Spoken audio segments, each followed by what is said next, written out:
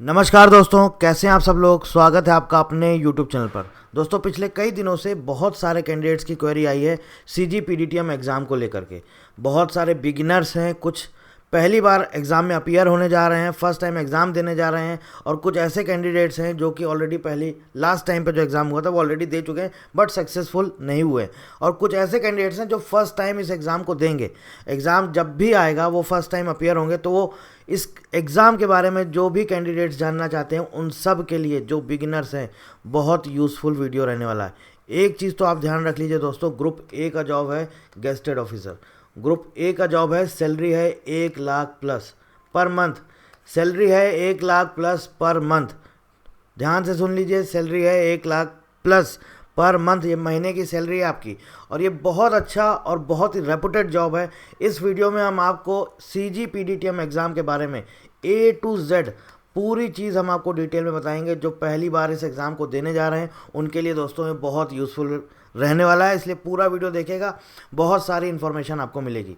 आगे बढ़ने से पहले हम आपको बता देते हैं, हमारा सिर्फ काम नहीं बोलता है, हमारा रिजल्ट भी बोलता है, और ये आपके सामने स्क्रीन पर है। ये सारे कैंडिडेट्स लास्ट टाइम का जो CGPDTM का एग्ज़ाम हुआ है उसमें सेलेक्ट हुए हैं, और इसके साथ साथ बहुत सारे कैंडिडेट्स हैं जो ऐसे इनडायरेक्टली भी हमसे जुड़े हुए हैं। यूट्यूब पर भी मैंने पढ़ाया, इसके अलावा अपने वीडियो कोर्सेज में भी पढ़ाया, तो कई सारे कैंडिडेट्स डायरेक्टली जुड़े हुए हैं और बहुत सारे कैंडिडेट्स इनडायरेक्टली जुड़े हुए हैं। सारे के सारे कैंडिडेट्स वो सब सेलेक्ट हुए हैं। तो ये आपके सामने हमारा रिजल्ट है। अब आगे चलते हैं, हम बात करते हैं सीधे सीधे किसके बारे में हम बात करेंगे। हम आपको बताएंगे एलिजिबिलिटी के बारे में, हम आपको बताएंगे इसमें एज लिमिट क्या होती है, इसका क्या क्वालिफिकेशन, मतलब बेसिकली एजुकेशनल क्वालिफिकेशन के बारे में बताएंगे, या इसेंशियल क्वालिफिकेशन। ठीक है, इसमें बहुत सारे कैंडिडेट्स को डाउट रहता है। एग्जामिनेशन पैटर्न के बारे में बात करेंगे, सैलरी के बारे में बात करेंगे, और वैकेंसी के बारे में बात करेंगे। देखिए दोस्तों, सबसे पहले और इम्पॉर्टेंट चीज़ आती है एज लिमिट। ये जो एज लिमिट आपकी यहाँ पर लिखी गई है 21 से 35 साल, ये दोस्तों है अनरिजर्व कैटेगरी के लिए। 21 से 35 ईयर्स ये है अनरिजर्व कैटेगरी के लिए। बाकी जो भी कैटेगरी हैं SC ST और आपका OBC, इनके लिए जो भी रिलैक्सेशन होता है as per the government norms, वो उनको यहाँ पर मिलता है। ठीक है, बात समझ में आ गई, सिंपल है। कैंडिडेट्स मस्ट हैव अब ये आपको बात कर रहे हैं एजुकेशनल क्वालिफिकेशन। देखिए, bachelor degree in science BSc, और मास्टर्स डिग्री इन साइंस, और bachelor degree in engineering BE, और बैचलर डिग्री इन टेक्नोलॉजी BTech। मतलब BSc MSc BE और BTech, ये कैंडिडेट्स अप्लाई कर सकते हैं। लेकिन उसमें भी कंडीशन है, अभी थोड़ा सा देखिएगा कि किस ब्रांच में कौन एलिजिबल है। जैसे लास्ट टाइम जो हमारा वैकेंसी आया है 2023 में, जब ये एग्ज़ाम हुआ है, उस टाइम पर टोटल 10 ब्रांच थी, जिसमें कि हमारा ये आपका अलग अलग वैकेंसी मांगी गई थी। आगे बढ़ने से पहले हम आपको बता देते हैं CGPDTM का फुल कोर्स प्रीलिम्स और मेंस एग्ज़ाम 1, जो आपका पहला एग्ज़ाम होता है 100 मार्क्स का, मेंस का पेपर 1, उसके लिए हमारा कोर्स अवेलेबल है। लिंक आपको डिस्क्रिप्शन में मिल जाएगा। किसी तरह की जानकारी चाहते हैं तो ऊपर ही आपको नंबर दिया गया है, आप इस नंबर पर जा करके कॉल कर सकते हैं। ठीक है, अब देखिए दोस्तों, ये आपकी यहाँ पर दी गई है ब्रांच, और ये इसके सामने लिखा हुआ है एजुकेशनल क्वालिफिकेशन। बायोटेक्नोलॉजी, अगर आपने बायोटेक्नोलॉजी में फील्ड में मास्टर्स डिग्री है, biotechnology, microbiology, molecular biology, biophysics और इक्विवेलेंट, तो आप अप्लाई कर सकते हैं। अब यहाँ पर थोड़ा सा ध्यान देने वाली चीज़ है, यहाँ पर बैचलर्स डिग्री नहीं मांगी है, यहाँ पे मास्टर्स मांगी है। तो जहाँ जहाँ मास्टर्स डिग्री मांगी है वहाँ पे मैं मास्टर्स लिख दूंगा, जहाँ पे बैचलर्स डिग्री मांगी है वहाँ पे बैचलर्स लिख दूंगा, और जहाँ पे मैं masters degree plus bachelors degree, मतलब कि इन दो में से कोई एक मांगी है, वहाँ पे मैं वो भी लिख दूंगा। तो आपको क्लियरली समझ में आ जाएगा। ठीक है, बायोटेक्नोलॉजी में मास्टर्स डिग्री मांगी गई है। बायोटेक्नोलॉजी, माइक्रोबायोलॉजी, मॉलिक्यूलर बायोलॉजी और बायोफिजिक्स, या फिर इक्विवेलेंट, अगर कोई ऐसा सब्जेक्ट है जो इस डिग्री के इस सब्जेक्ट के इक्विवेलेंट है, तो आप भी दोस्तों अप्लाई कर सकते हैं। Biochemistry, master degree in biochemistry और इक्विवेलेंट। ठीक है, बायोकेमिस्ट्री में आपकी मास्टर्स डिग्री होनी चाहिए, या कोई इक्विवेलेंट आपका कोई भी सब्जेक्ट है जिसमें आपकी डिग्री है जो कि which is equivalent to biochemistry, तो आप अप्लाई कर सकते हैं। फूड टेक्नोलॉजी, यहाँ पर दोस्तों बैचलर्स डिग्री मांगी गई, bachelors degree in food technology, engineering technology, या फिर इंजीनियरिंग BE या BTech और इक्विवेलेंट। ठीक है, नेक्स्ट है chemistry, masters degree in chemistry और bachelors degree in chemical technology oblique engineering और इक्विवेलेंट। ठीक है, bachelors degree in chemical technology oblique engineering और इक्विवेलेंट। अब यहाँ पर आपके मन में सवाल आएगा, क्या बीएससी केमिस्ट्री वाले अप्लाई कर सकते हैं? बीएससी केमिस्ट्री, तो देखो भाई बैचलर्स डिग्री किस में मांगी है? केमिकल में, ठीक है। टेक्नोलॉजी और इंजीनियरिंग वाले, मतलब कि बीई हो या फिर बीटेक हो, केमिकल में मांगी गई है। इसका इक्विवेलेंट अगर बीएससी आपने किया है केमिस्ट्री से, तो दोस्तों आप अप्लाई कर सकते हैं, क्योंकि इक्विवेलेंट यहाँ पर क्लियरली लिखा हुआ है। Polymer science, masters degree in polymer science और bachelor degree in polymer technology. Biomedical, bachelors degree in biomedical technology और इंजीनियरिंग और equivalent. Electronics and communication, bachelors degree in electronics technology engineering और electronics and telecommunication technology और engineering, मतलब कि basically electronics and telecommunication यहाँ पे मांगा गया, ठीक है। तो देख लीजिए, मैं आपको यहाँ पर लिख देता हूँ, मास्टर्स डिग्री है, बैचलर्स डिग्री है, यहाँ पे बैचलर्स डिग्री है, यहाँ पे भी बैचलर्स डिग्री है। इलेक्ट्रिकल इंजीनियरिंग, यहाँ पर भी बैचलर्स डिग्री मांगी गई है, ठीक है। कंप्यूटर साइंस में आपका मास्टर्स डिग्री भी मांगा है और बैचलर्स डिग्री भी चलेगा, ठीक है। Physics, masters degree in physics और equivalent, masters degree in physics और equivalent. Civil engineering, mechanical engineering, metallurgical engineering और टेक्सटाइल इंजीनियरिंग, यहाँ पे दोस्तों बैचलर्स डिग्री है, चलेगी। मतलब बीई बीटेक आपने सपोज टेक्सटाइल में किया हुआ है, आप अप्लाई कर सकते हैं। बीई बीटेक आपने सिविल में किया हुआ है, आप अप्लाई कर सकते हैं। बीई बीटेक अगर आपने मैकेनिकल से किया हुआ है तो आप अप्लाई कर सकते हैं। बीई बीटेक मेटलर्जी से किया हुआ है तो आप अप्लाई कर सकते हैं। और कोई ऐसी ब्रांच है which is equivalent to mechanical, कोई ऐसी ब्रांच है तो आप उसमें भी अप्लाई कर सकते हैं, क्योंकि यहाँ क्लियरली लिखा हुआ है अगर ऐसा कोई इक्विवेलेंट है, ठीक है, तो आप अप्लाई कर सकते हैं। ये तो हो गई बात हमारी एजुकेशनल क्वालिफिकेशन की, कि ये हमारी ब्रांच थी, इसके लिए ये हमारा एलिजिबिलिटी क्राइटेरिया। अगर फिर भी आपको नहीं समझ में आ रहा है कि मेरी डिग्री ये है, क्या मैं एलिजिबल हूँ या फिर नहीं हूँ, तो आप हमें इस नंबर पे कॉल करके पूछ सकते हैं, या फिर आप इसी वीडियो के नीचे कमेंट कर लीजिए, और नहीं तो आप हमारा टेलीग्राम चैनल ज्वाइन कर लीजिए, सारा अपडेट्स आपको यहाँ पर मिलता रहेगा। अब देखिए दोस्तों, वैकेंसी की अगर हम जहाँ तक बात करें, मैंने ऑलरेडी आपको 2-3 वीडियो दिए हुए हैं। मैंने आपको बोला है कि आप एटलीस्ट मई और जून तक रुकिए, थोड़ा सा मई और जून तक वेट करिए। इसके बाद हमारे पास जो एनुअल रिपोर्ट्स आती है उसके बेसिस पे हम आपको बता पाएंगे। वैकेंसी खाली है, पोस्ट वैकेंट है, वैकेंसी है, पोस्ट वैकेंट है, लेकिन अभी ये रिलीज़ नहीं कर रहे हैं, ठीक है ना। पोस्ट वैकेंट है, और इसके रिगार्डिंग आरटीआई भी किया हुआ है। कितनी पोस्ट वैकेंट है वो मैंने आपको पूरा डिटेल में एक वीडियो दिया हुआ था, आप देख लीजिएगा, उसमें मैंने पूरा बताया हुआ है कितनी पोस्ट अभी खाली हैं, सब कुछ बताया हुआ है। ग्रुप ए में, ग्रुप बी में, ग्रुप सी में, किस किस डिपार्टमेंट में कितनी कितनी पोस्ट खाली हैं, सब कुछ मैंने आपको बताया हुआ। आप जा करके हमारा वो वीडियो देख लीजिएगा, वहाँ पे सारी इन्फॉर्मेशन मिल जाएगी। तो अभी इसके रिगार्डिंग मैं आपको फिर से बोलूँगा, नई वैकेंसी, क्योंकि बहुत सारे कैंडिडेट्स की यही सबसे बड़ी क्वेरी आती है कि नई वैकेंसी कब आ रही है, 2025 में होगा या नहीं होगा। मैंने आपको बोला आप मई और जून तक आप वेट कर लीजिए, मई और जून तक।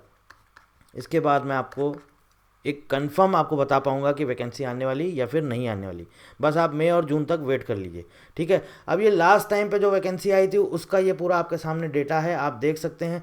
यहाँ पर मैंने दिया हुआ है आपको 2018 का, 2018 में जो वैकेंसी आई थी, किस ब्रांच में कितनी वैकेंसी आई थी। बायोटेक्नोलॉजी में कोई वैकेंसी नहीं आई थी, बायोकेमिस्ट्री में 6 थी, फूड टेक्नोलॉजी में कोई वैकेंसी नहीं थी, केमिस्ट्री में 45 थी, पॉलीमर साइंस में 4 वैकेंसी थी, बायोमेडिकल में 4 थी, इलेक्ट्रॉनिक्स एंड कम्युनिकेशन में 70 थी, इलेक्ट्रिकल में 30 थी, कंप्यूटर साइंस में 55 थी, फिजिक्स, सिविल, मैकेनिकल इसमें कोई वैकेंसी नहीं आई थी।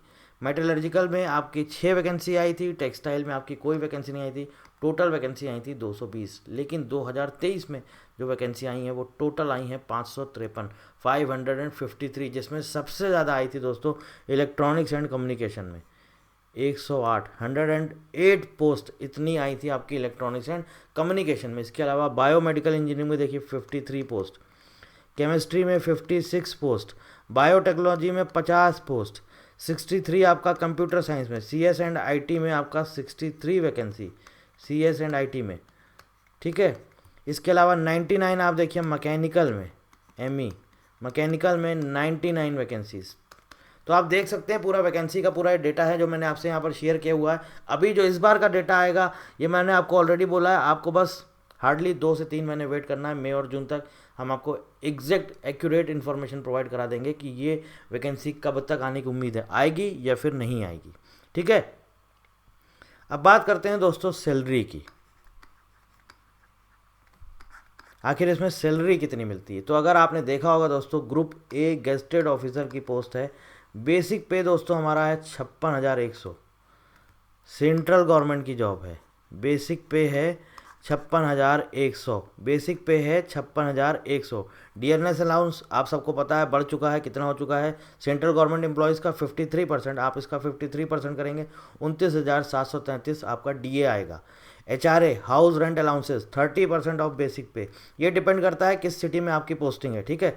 अब जब आप स्टार्टिंग में जब आप जाते हैं तो क्या होता है, पहले शुरुआत में इतनी सैलरी नहीं मिलने लगती, पहले आपकी ट्रेनिंग होती है, ट्रेनिंग में कुछ सैलरी कम होती है, फिर जब आपका कंप्लीट हो जाता है, जब आप परमानेंट एकदम एम्प्लॉय हो जाते हैं, उसके बाद आपकी सैलरी इतनी मिलती है, ठीक है। ट्रांसपोर्ट अलाउंसेस होते हैं आपके डीए ओवर टीए, ये 12% ऑफ ट्रांसपोर्ट अलाउंसेस का मिलता है आपको 364 रुपीज़। इसके अलावा अदर अलाउंसेस होते हैं और डिडक्शंस होते हैं आपका, अगर किसी ने एनपीएस लिया हुआ है तो एनपीएस पर डिडक्ट हो जाता है, या किसी का पीपीएफ है तो उसमें डिडक्ट हो जाता है। तो वो सारी चीज़ें जो है आपका टोटल ऑलमोस्ट लगभग डिडक्शन आपका इतना हो जाता है 14,000। तो कटने के बाद इन हैंड आपकी सैलरी सारा कुछ काटा पिटी करने के बाद लगभग मैंने इसीलिए ब्रैकेट में यहाँ अप्रॉक्सीमेट लिख दिया है, मोटा मोटा आप मान के चलिए 1 लाख आपका सैलरी बनेगा। और अब तो दोस्तों आपको पता है कि 8th पे कमीशन लागू होने वाला है 2026 से, तो ये सैलरी भी अच्छी खासी बढ़ेगी। और ऐसा नहीं है कि जो आप देख रहे होंगे मार्केट में चल रहा है कि सैलरी अभी एक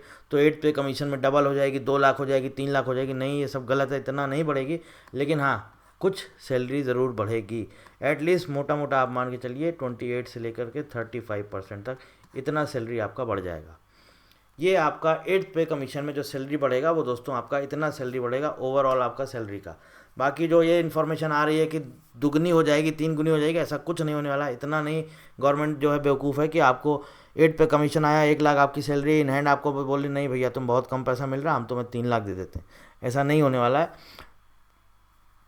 आगे चलते हैं दोस्तों, सैलरी वैलरी हम लोगों ने सारा कुछ देख लिया, वैकेंसी की बात कर ली, एलिजिबिलिटी क्राइटेरिया की बात कर ली। अब बात करते हैं मुद्दे की, आखिर हमें पढ़ना क्या है।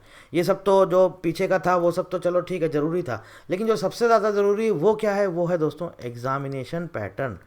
एग्ज़ामिनेशन पैटर्न जब हमें यही नहीं पता होगा तो हम पढ़ेंगे कैसे। प्लस साथ साथ सिलेबस हमारी वेबसाइट पर अवेलेबल है, आप जा करके PDF डाउनलोड कर लीजिएगा, ठीक है। एग्ज़ामिनेशन पैटर्न दोस्तों 3 स्टेज में होता है, प्रीलिम्स होता है, फिर मेंस होता है, और फिर आपका इंटरव्यू होता है, ठीक है। प्रीलिम्स होता है, मेंस होता है, और उसके बाद आपका इंटरव्यू होता है दोस्तों। तो देखो दोस्तों, सबसे पहले तो आप वेटेज समझो। प्रीलिम्स जो है दोस्तों ये आपका क्वालिफाइंग है, कट ऑफ आपने अगर निकाल लिया बस आप क्वालिफाई हो गए, ठीक है। फिर आएगा मेंस। मेंस में आपके 2 पेपर होते हैं, मेंस में आपके दोस्तों 2 पेपर होते हैं, पेपर 1 और पेपर 2। प्रीलिम्स में आपका 1 पेपर होता है, वो आपके सामने यहाँ पर है, ये आपका जो पैटर्न दिया है दोस्तों ये प्रीलिम्स एग्ज़ाम का है, और ये आपका मेंस एग्ज़ाम का है, ठीक है। प्रीलिम्स में आप देखिए टोटल 150 क्वेश्चन आते हैं, और ये आपको करना होता है 2 आवर्स में, 2 घंटे में, ठीक है दोस्तों। न्यूमेरिकल एबिलिटी 30 क्वेश्चन 30 नंबर के, reasoning aptitude 30, English language 30, general science 30, GK और करंट अफेयर्स, इसमें आपका मोस्टली 90% आपका करंट अफेयर्स आता है, और 15 क्वेश्चन आपके आईपी से रिलेटेड होते हैं, इंटेलेक्चुअल प्रॉपर्टी राइट्स, ठीक है, इससे रिलेटेड होते हैं। इसका पूरा प्लेलिस्ट हमारे यूट्यूब चैनल पर अवेलेबल है, आप जाकर के उसको देख सकते हैं। पूरा फुल सिलेबस, पूरे सारे A to Z एक वीडियोस आपको कराए हुए हैं, और वहीं से बच्चे पढ़ के गए थे और उन्होंने पूरे में पूरा स्कोर किया था। यहाँ पर 15 में से 15 कई बच्चे लाए हैं, और कुछ लाए हैं 15 में से 14। और जो आपका पेपर 2 हुआ था, जो आपका मेंस एग्जाम हुआ था, यहाँ पे ये इंटेलेक्चुअल प्रॉपर्टी 20 नंबर का आया था। बहुत सारे कैंडिडेट्स 18 से 19 तक स्कोर करके आए हैं, सिर्फ बस वही प्लेलिस्ट में जो भी वीडियोस अवेलेबल हैं वो पूरा देख के गए थे, उतने में आपके इतने नंबर आ गए थे, और एक करके आए हैं कैंडिडेट्स। मैंने आपको रिजल्ट दिखा दिया है वीडियो के स्टार्टिंग में। सेलेक्ट हुए हैं बच्चे, बहुत सारे कैंडिडेट सेलेक्ट हुए हैं, और वो इतना करके आए हैं। तो अगर आपको लगता है कि आपको IPR कहाँ से पढ़ना है, तो कहीं नहीं जाना है, यूट्यूब पर हमारे चैनल पर प्लेलिस्ट अवेलेबल है, पूरा कंटेंट फ्री में वहाँ पर फुल सिलेबस के साथ अवेलेबल है, आप जा करके पढ़ सकते हैं। तो ये है हमारा प्रीलिम्स का सिलेबस। फिर मेंस में क्या होता है दोस्तों, मेंस में देखिए आपके 5 सब्जेक्ट हो जाते हैं, मेंस में 2 पेपर हो जाते हैं, एक हो जाता है पेपर 1 और प्लस पेपर 2। पेपर 1 आपका होता है 2 आवर्स का, पेपर 2 जो होता है ये आपका होता है 3 आवर्स का, ठीक है। पेपर 1 आपका होता है दोस्तों 100 मार्क्स का, ये देख सकते हैं आप, 20 नंबर के आपके ये 5 पेपर आते हैं, टोटल ये आपका होता है 100 मार्क्स का। और पेपर 2 होता है सब्जेक्टिव, ये आपका होता है 300 मार्क्स का, ये डिस्क्रिप्टिव पेपर होता है, ठीक है दोस्तों, ये डिस्क्रिप्टिव पेपर होता है। टोटल इस तरह से ये आपके 400 नंबर बनते हैं। ये डिस्क्रिप्टिव पेपर होता है, टोटल आपके 400 नंबर बनते हैं। अब यहाँ पे देखिए प्रीलिम्स जो होता है ये दोस्तों क्वालिफाइंग होता है, सिर्फ क्वालिफाई करना होता है। मेंस में आपके 2 पेपर होते हैं, पेपर 1 प्लस पेपर 2, और इंटरव्यू आपका 100 मार्क्स का होता है, 100 मार्क्स का। अब वेटेज समझिए कितना है। फाइनल सिलेक्शन जो मेरिट लिस्ट बनती है किस बेसिस पे बनती है? प्रीलिम्स तो क्वालिफाइंग होता है, उसके मार्क्स नहीं जुड़ते हैं। मेंस का आपका पेपर 1 प्लस पेपर 2 का 80% वेटेज है, 80% वेटेज है। मतलब अगर आपने रिटर्न अच्छा दे दिया, रिटर्न आपका अच्छा हो गया, मेंस एग्जाम आपका अच्छा हो गया, तो आपके बहुत ज़्यादा चांसेस बन जाते हैं कि आपका फाइनल मेरिट लिस्ट में आएगा। और इंटरव्यू का सिर्फ और सिर्फ 20% वेटेज है, इंटरव्यू का सिर्फ और सिर्फ 20% वेटेज है। बाकी पूरा का पूरा आपका जो वेटेज है वो मेंस एग्ज़ाम का 80% वेटेज है। तो बस अब ये कुछ था आपका पूरा, जो कुछ भी एग्जामिनेशन के बारे में कई सारे कैंडिडेट्स को डाउट रहता है, मुझे समझ में नहीं आता है क्या क्या चीज़ें हैं एग्जामिनेशन पैटर्न को लेकर, मैंने ऑलरेडी आपको सब कुछ बता दिया है। इसके अलावा कोई क्वेरी है आपकी कुछ भी CGPDTM एग्ज़ाम को लेकर के, CGPDTM एग्ज़ाम को लेकर के किसी भी तरह की कोई भी इंक्वायरी है दोस्तों, आप इस नंबर पे कॉल कर सकते हैं, आप इस वीडियो के नीचे कमेंट कर सकते हैं। मैं कोशिश करूँगा आपके जो भी कमेंट हमारे लिए यूज़फुल होंगे उन सब का मैं रिप्लाई करूँगा। तो इस एग्ज़ाम से रिलेटेड कोई भी जानकारी चाहते हैं अभी भी, अगर आप देखिए ये एग्ज़ाम ऐसा है कि मेहनत मांगता है। अगर आपको अपने सब्जेक्ट में कमांड नहीं अच्छे से, तो आपको मेहनत करनी पड़ेगी। मान लीजिए सपोज़ आपने फिज़िक्स से भरा हुआ है और आपने फिज़िक्स भूल छोड़ चुके हैं, पढ़ाई नहीं है, फिर लास्ट टाइम पे एकदम से आप पढ़ेंगे तो एग्ज़ाम क्वालिफाई करना थोड़ा सा डिफ़िकल्ट हो जाएगा। तो आप थोड़ा थोड़ा पढ़ते रहिए, कहीं से भी पढ़िए, किसी भी बुक से पढ़िए, बट ये है कि एक आपके जो वो पढ़ाई जो है ना एक रिदम में रहनी चाहिए, टच में रहनी चाहिए, पढ़ाई से अलग मत हो जाइए। थोड़ा थोड़ा पढ़ते रहिए, फिर जब नोटिफिकेशन आएगा तब जी जान लगा दीजिएगा और एग्ज़ाम क्वालिफाई हो जाएगा। बाकी कोई जानकारी चाहते हैं दोस्तों तो आप हमें कॉल कर सकते हैं या इस वीडियो के नीचे कमेंट कर सकते हैं। So thank you very much and thank you for watching.